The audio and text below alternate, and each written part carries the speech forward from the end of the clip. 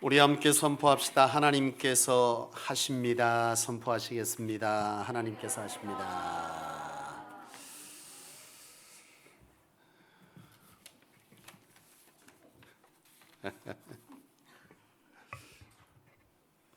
오늘 그 일부 예배 때 우리 오이코노모스가 찬양을 드렸어요.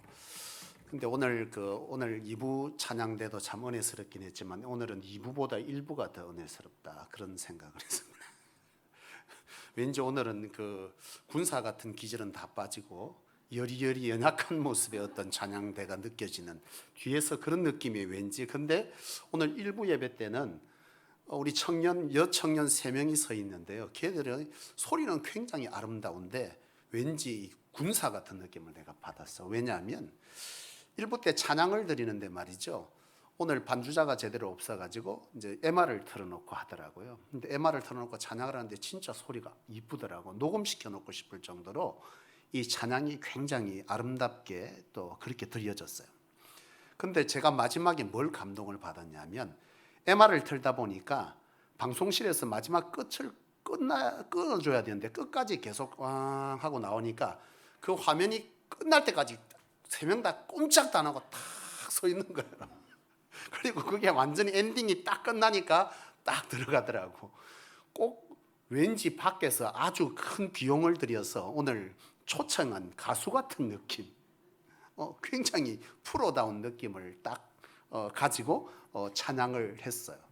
근데 오늘 2부 성가대는 3명이 아니고 훨씬 수가 많았음에도 불구하고 그 느낌이 살질 않아. 여러분 어찌됐건 오늘 이 예배 가운데 하나님께서 어떤 모양이든 우리의 이 연약이든 강함이든 하나님을 향한 드린 이 찬양을 하나님께서 기뻐 받으신 줄로 믿습니다. 여기 양산은 여러분 제가 이제 온 지 벌써 한 3년이 됐더라고요. 세월이. 저는 완전 부산 토박이거든요. 부산에서 나고 거의 대부분을 부산에서 살았는데 하나님께서 인도하시면 가야 하는 인생인지라 제가 그 신학교 다닐 때 아골골짝 빈더라도 어디든지 간다고 했던 이 찬양이 이렇게 올 줄은 몰랐네요. 사실 뭐 그건 비단 저만 그렇겠습니까만은 우리 많은 성도들도 그리하여서 오늘 이 자리에 왔어요. 근데 제가 이 얘기를 왜 하냐면 양산에 하고 부산에 제가 살 때 부산에는 종종 조그마한 소형 트럭 있잖아요. 굉장히 작은 트럭에 보면 아크릴로 박스를 제작하고 그 속에 옛날 과자를 담아서 파는 것들을 종종 봤어요. 근데 이상하게 양산에 오니까 그런 과자를 파는 트럭을 제가 보질 못했는데 여러분은 봤는지 모르겠습니다. 양산이 전국에서 젊은 도시 2위죠. 몰랐어요? 양산 신도시가 경기도 파주 다음으로 젊은 도시 2위가 양산 신도시입니다. 그래서 그런지 이 옛날 과자를 안 먹기 때문에 그런지 보지를 못했는데 제가 부산에 있을 때는 종종 봤어요. 그래서 저는 지나가다가도 차를 세우고 우리 사모한테 옆구리 이렇게 찔러가지고 저거 좀 사러 가자 그러면 같이 사러 가요. 뭐 세대가 크게 다르지 않으니까. 그래서 이렇게 가서 보면 안에 여러 과자들이 있습니다. 거기 보면 대부분 기름으로 튀긴 과자들이죠. 색깔이 좀 보면 건강한 색깔은 아니에요. 오래 튀겨졌거나 기름이 별로 좋지 않은 기름에서 튀긴 듯한 이런 느낌이 있습니다.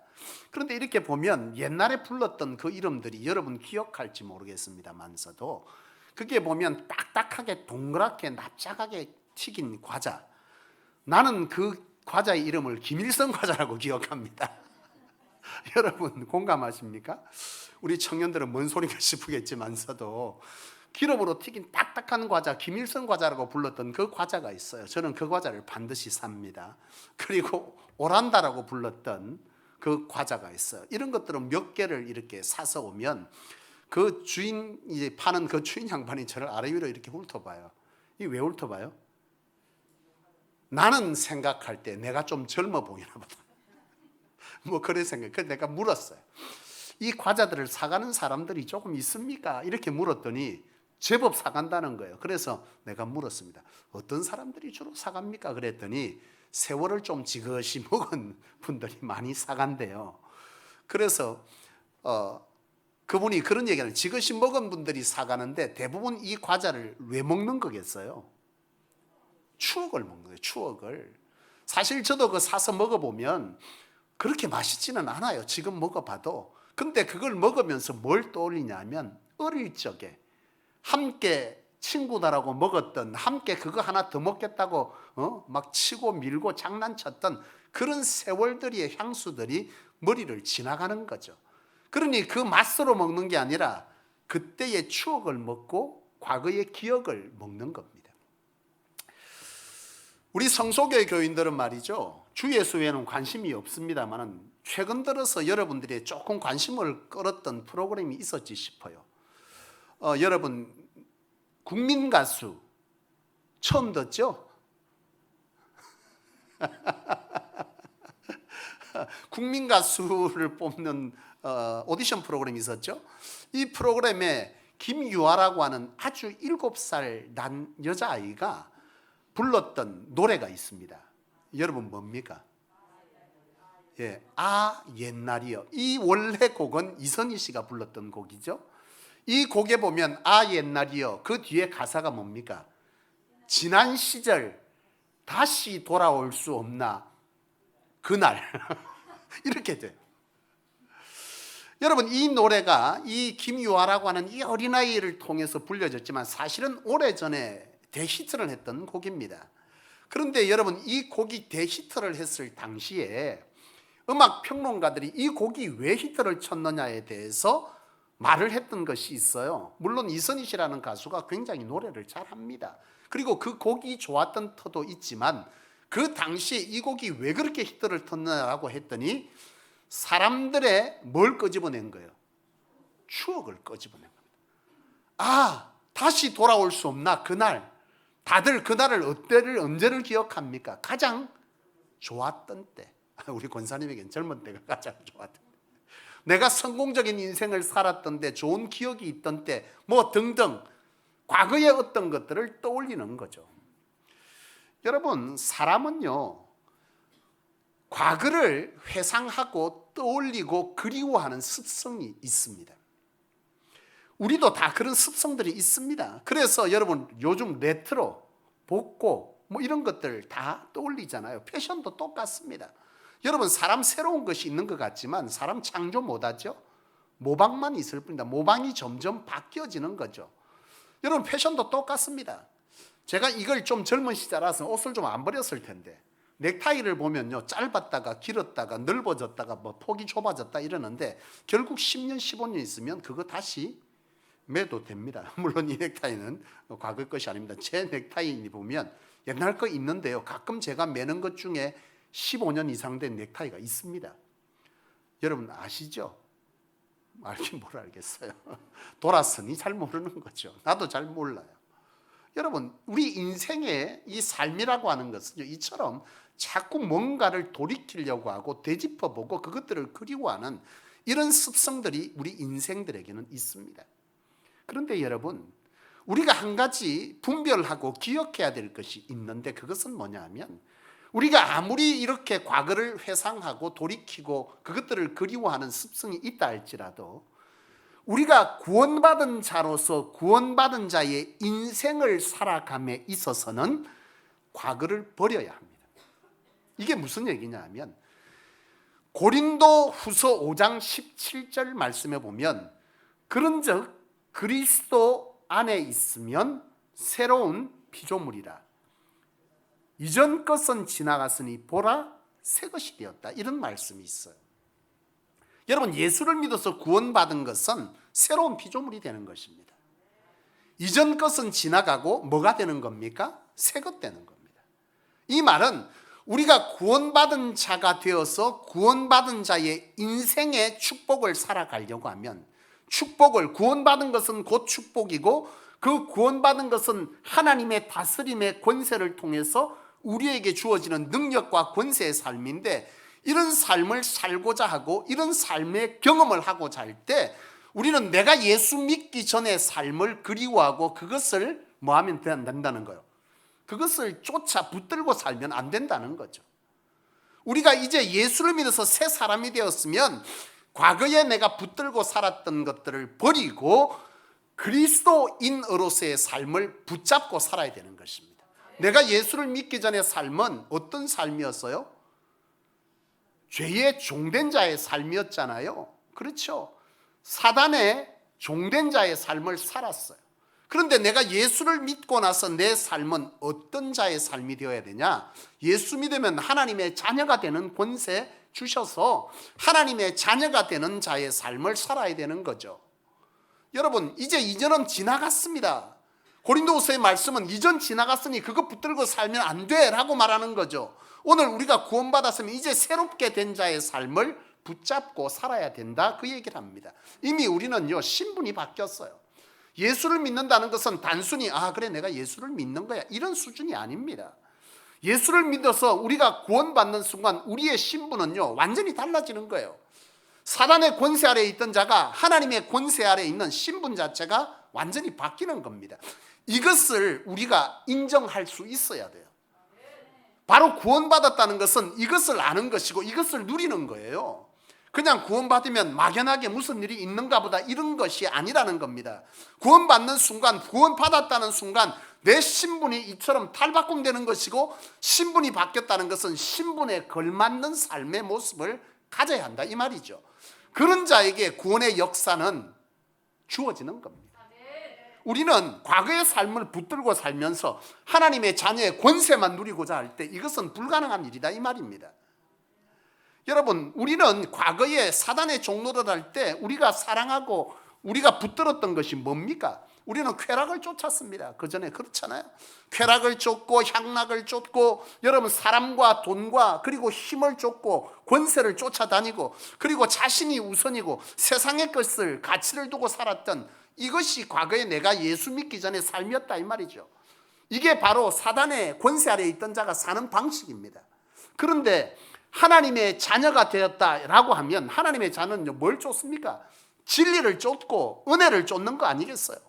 여러분, 세상의 힘이 아닌 성령을 쫓고 믿음을 쫓는 것이고, 그리고 능력과 은사를 붙드는 거죠.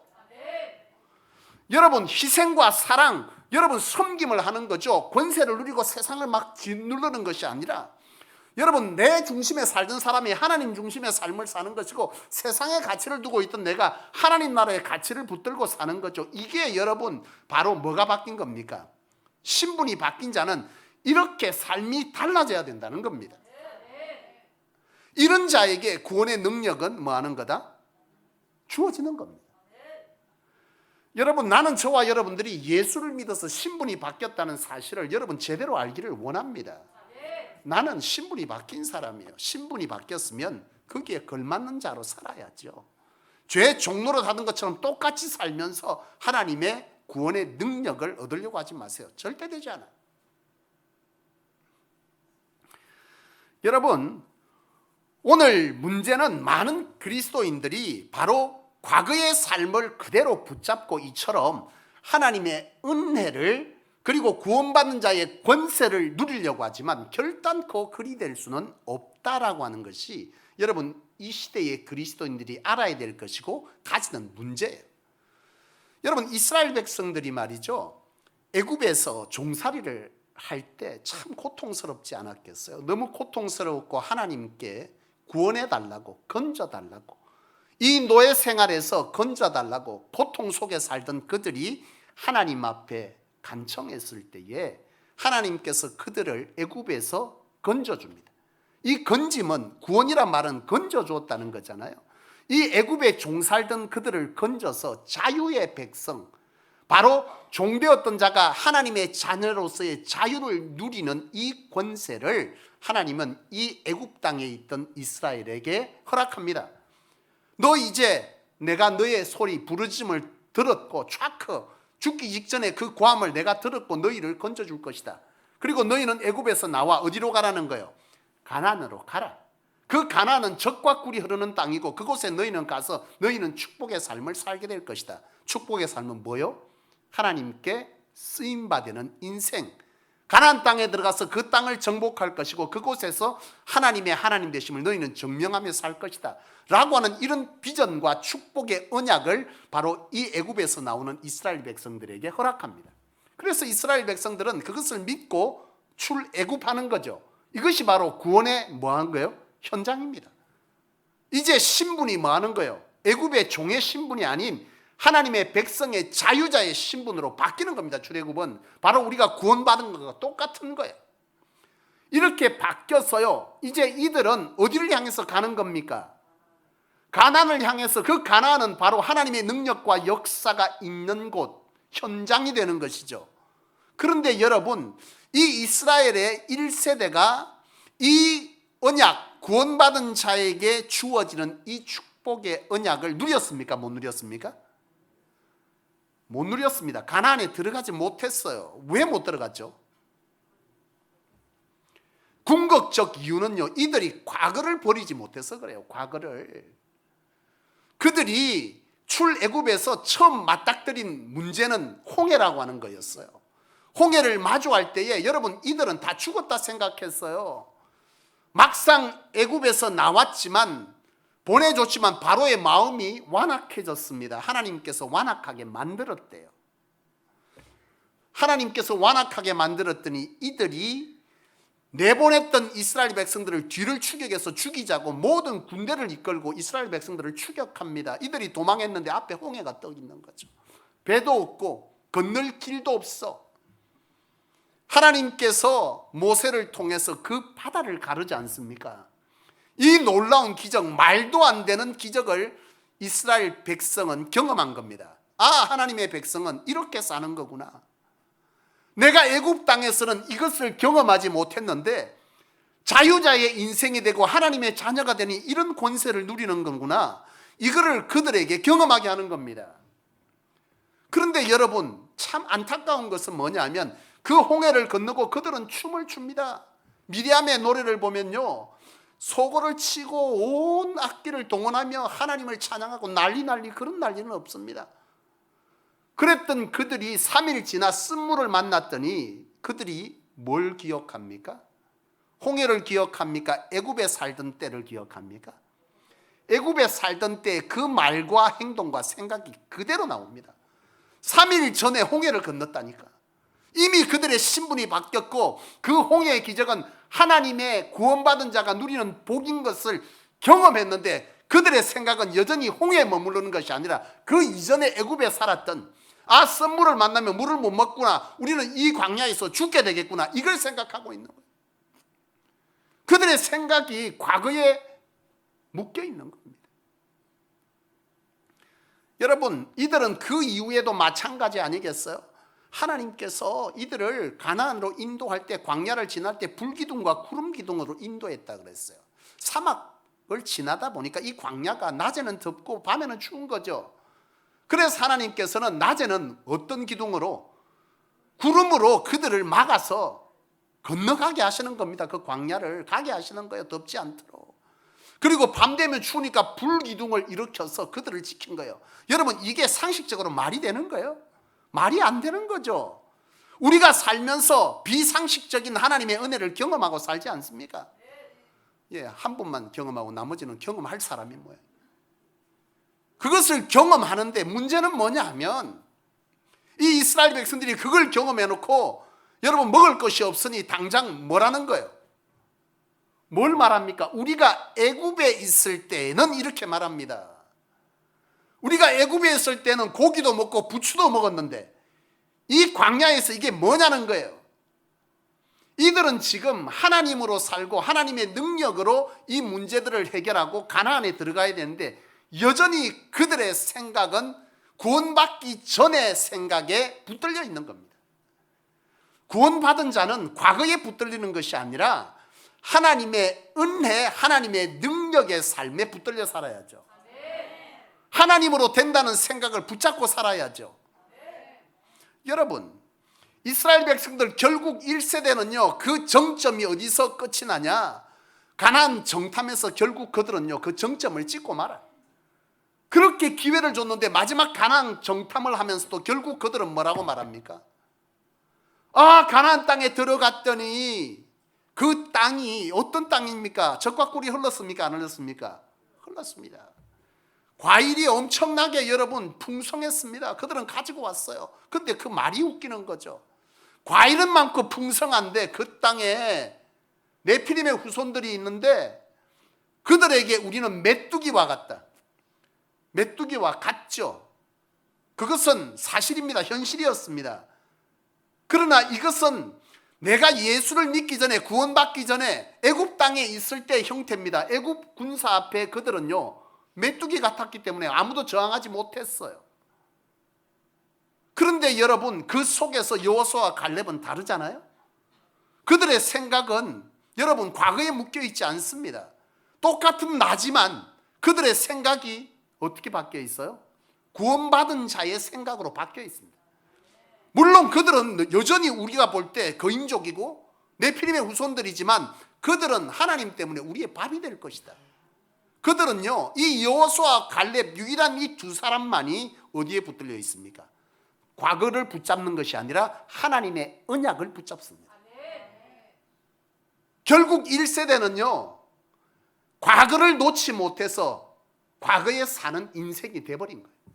구원을 받았음에도 불구하고 정말 가나안 땅에 들어가서 그 젖과 꿀이 흐르는 땅을 누리지도 못하고 하나님이 그들 가운데 품어놓았던 계획, 그들을 통해서 하나님을 더 알리고 구원의 역사를 일으키고자 했으나 그들이 과거를 잡고 있음으로 통해서 하나님의 언약을 붙잡지 못함으로 인해서 그들의 인생도 복을 누리지 못할 뿐만 아니라 그들 가운데 품었던 하나님의 계획도 이루어드리지 못하는 인생으로 마감하게 되는, 결국 애굽에서는 나왔으나 광야에서 하나님의 온전한 축복이 아닌 부스러기 은혜만 누리다 간 인생, 그것이 1세대죠.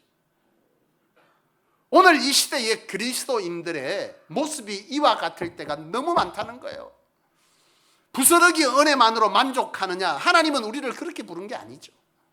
하나님은 우리가 광야에서 만나와 메추라기만 먹고 노예에서의 건짐의 삶, 그것으로 만족하며 살기를 원하는 것이 아니라 우리를 통해 가나안을 정복하기를 원하시고 우리를 통해 이 땅을 복음으로 정복하기를 원하셔서 우리를 부르셨는데, 그것은 하나님의 능력으로 되는 것인데 우리는 자꾸 과거의 내 모습만을 떠올리고 나는 못한다는 거예요. 나는 이것을 할 수 없다라고 하는 거예요. 여러분, 이렇게 되는 자를 통해서 하나님은요 그 일을 이룰 수가 없는 거예요.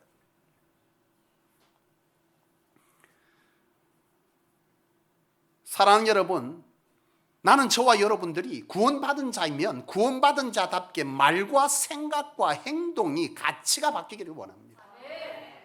뭔가를 새롭게 하나님께서 길을 열어주실 거 아니에요. 열어주셔야죠. 그렇죠? 사방을 보라고 해서 보고 있습니까? 이건 그냥 걸려진 말씀입니까? 사방을 보라 했으니 우리는 눈을 들어 사방을 보기 시작해야 되고 그것을 놓고 기도해야 될 것이고, 기도하면서 사모하고 있을 때 하나님은 금요일 말씀처럼 우리로 뭐하게 하는 거예요? 기회를 주는데 우리가 깨어있을 때 그 기회를 발견하는 거예요. 깨어있지 못하는 자는 그 기회를 못 잡아. 우리 인생의 기회는 찾아오는데 하나님과 밀접하게 우리가 분별할 능력이 없기 때문에 하나님으로 분별하기를 원하고 사모할 때 하나님은 방법을 보여주고 아이디어도 주고 하는데 우리가 깨어있지 못하면 그걸 못 잡는다 이 말이에요.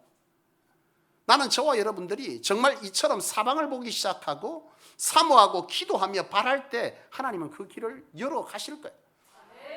그런데 그때에 그 길이 우리의 눈앞에는 가나안처럼 느껴질 때 있을 거예요. 그때 우리에게 문제는 뭐냐 하면 우리가 여전히 그 문제들을 놓고 있을 때, 그 상황을 놓고 있을 때 우리가 여전히 과거의 것을 붙잡고 있으면 우리는 못한다는 거예요. 아, 이건 안 된다는 거예요. 못하는 거예요. 왜? 과거의 나를 붙잡고 있으니까. 오늘 우리가 가나안을 정복하려면 정복할 생각이 우리 안에 있어야 돼요. 하나님으로 된다. 하나님이 하게 하셨다. 그것이 바로 구원의 은혜다. 구원받은 자에게 주시는 은총이다라고 하는 이 믿음이 있어야 되는 거죠. 이스라엘 백성들이 가나안을 정복하지 못한 궁극적 이유는요, 자기를 넘어서지 못한 거예요. 가나안에 있는, 거기에 있는 네피림의 후손의 문제가 아니라 나의 문제, 나의 문제. 내가 과거를 놓지 못하는, 내가 나를 넘어서지 못하는 이 문제 때문에 결국 그 하나님의 축복을 내가 취하지 못하는 거예요. 나는 저와 여러분들이 이 한 해 동안 하나님께서 일이 하신 것에 대해서 여러분을 넘어서야 합니다. 여러분의 과거의 모습들을 버리세요. 실패의 모습을 버리십시오. 내가 뭘 이런 걸 하겠나. 제가 신학교 다닐 때 가끔 친구들하고 있을 때요, 자주 불렀던 찬송이 있습니다. 아, 하나님의 은혜로. 옆에 사람 머리를 좀 있을 때 없는.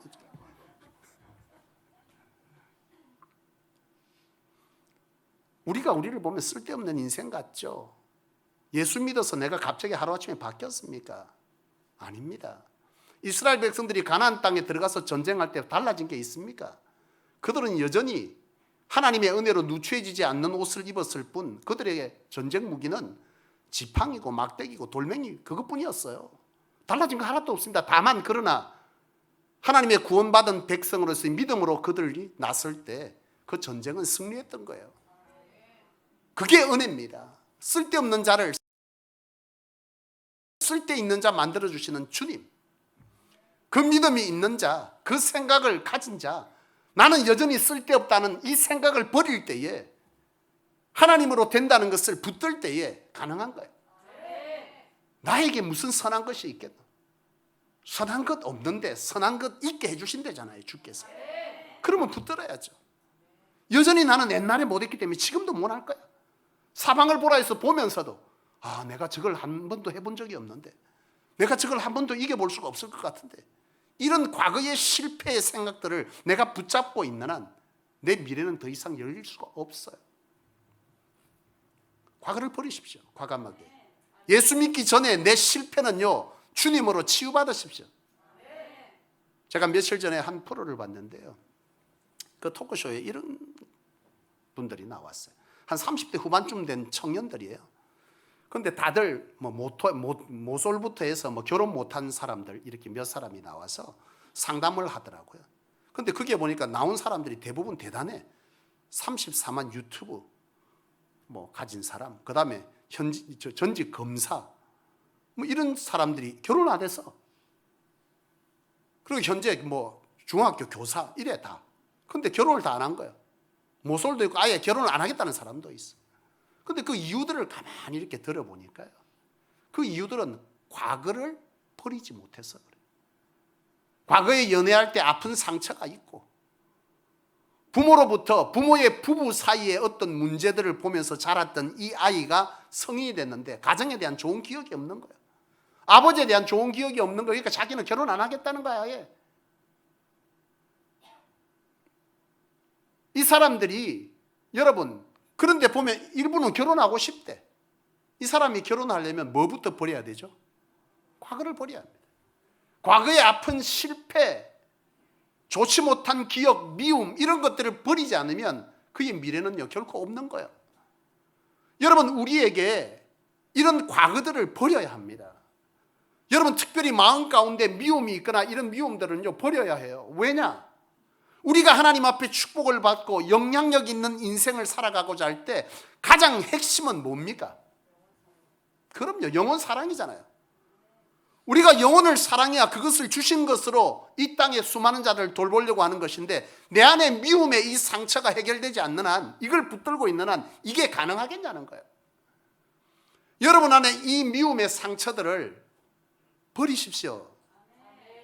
이걸 붙들고 있는 한 여러분들의 앞에 이와 같은 하나님의 주시는 축복에 관한 사모함들은요, 일그러진, 모양이 일그러진 모습으로 하나님 앞에 투영될 수밖에 없어요.